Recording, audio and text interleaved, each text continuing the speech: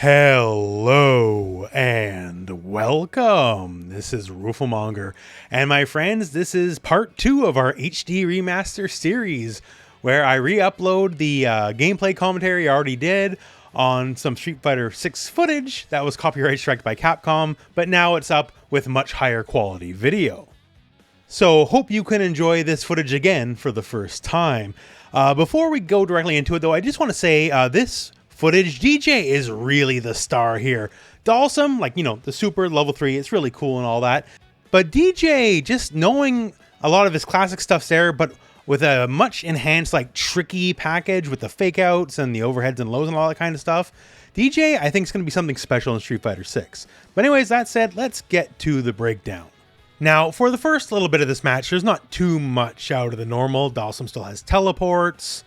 You can still do yoga drill, that kind of stuff. Ideally, if you probably space it better, he might be able to like make a plus or get the combos, but you didn't get it right there.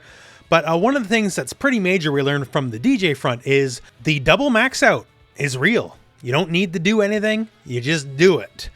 People speculate you had to charge up or spend some resource to get it, and no, man, he just did it. So you can just do that on demand. That's kind of crazy. Doesn't even take meter, it's just a regular move. Now, we do get to see what the metered version looks like here, and it's pretty wild because it's a giant projectile. Now, looks could be deceiving, but if it is presented as it is on the screen here, it looks like it might be mildly difficult to jump over just by the size alone.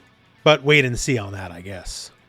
Now, on the Dhalsim side of things, one of the things that's interesting here is after going into a yoga float, he goes into what could be jump medium punch. I do remember in older games, this move would not hit standing people. It hit only air to air. So the fact that it could hit a grounded foe is pretty interesting.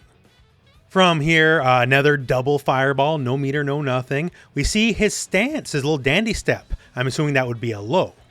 And then, well, a lot of big Dhalsim buns just trying to survive against all the usual Dhalsim stuff.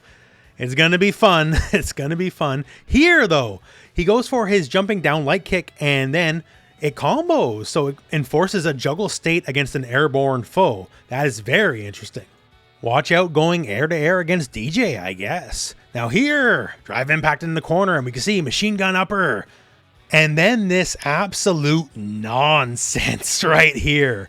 So Deejay has a fake fireball, and he can do an EX fake fireball that uses his step that runs forward, and then he can go for a grab. So while you're sitting there waiting to block the fireball, he can just run forward and grab you. That's wild. Fake fireball is such a big deal. Like I really cannot overstate it enough. And coming up in a second here, you can see the normal non-EX fake fireball. And you're going to jump and then you're going to get anti-aired. And honestly, I can just already envision all the Twitter complaints in my head. But as this round closes out anyways, Dhalsim's going to Dhalsim, so heck of a lot of pokes, only natural in the end. You're going to run into some of them, and well, game over at that point. Pretty cool win pose out of Dhalsim here. Very primal, I dig it. Now, going into round 2 here, if you are part of the people who fear and loathe Dhalsim, I got something for you here, because I got the whiff punishes of whiff punishes. Dhalsim, stand medium kick, and super out of Deejay, and badow. Wasn't anywhere close to him, but he still manages to get the whiff punish, apparently. So Dhalsim hurt boxes are definitely much more wild than they were in older games. You're going to get a lot more whiff punishes. Also, the super causes a crumple state, which Deejay absolutely follows up from. So good for the damage. It's only 1 meter. And then we have this guy, which might be EX Sobot kick. I'm not too sure. At which point here, just an absolute mugging. So multiple throws. I do think Deejay's throw animation is a bit silly, but yeah, we have drive impact, EX sway launches, and then EX up kicks. Not quite the kill though. And from here, a bit more flitting around. We see a lot more of the fireball game out of Deejay, fake fireball, a lot of double fireballs. I still think it's wild. He just gets double fireball for free, no meter, no nothing. It's just not a very Street Fighter thing. Other games, sure, but Street Fighter, not as much. And now back to something wild. Dhalsim's slide is regular slide. This isn't like crouch heavy kick or anything. This is just the usual medium kick slide. It hits his punish counter and it knocks down. Hard knockdown on punish counter. That's pretty crazy. It's definitely going to give Dhalsim opportunity to set up shop, get his usual pressure and mix-ups going. It's just a wildly big buff for a move that's honestly always been pretty good. It's definitely something to be explored come launch for sure. But at which point here, just a lot of space control fighting fireballs.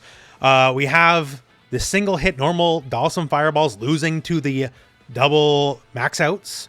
So, well, DJ is just going to win fireball wars for the most part, unless you want to spend meter.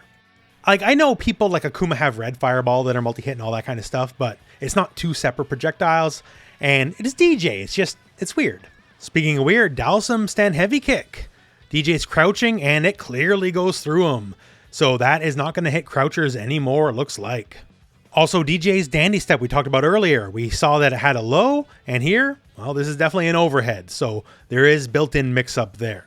And keeping with the tricky stuff, so you remember how he has fake fireball? Yo, he also has fake Sobat kick.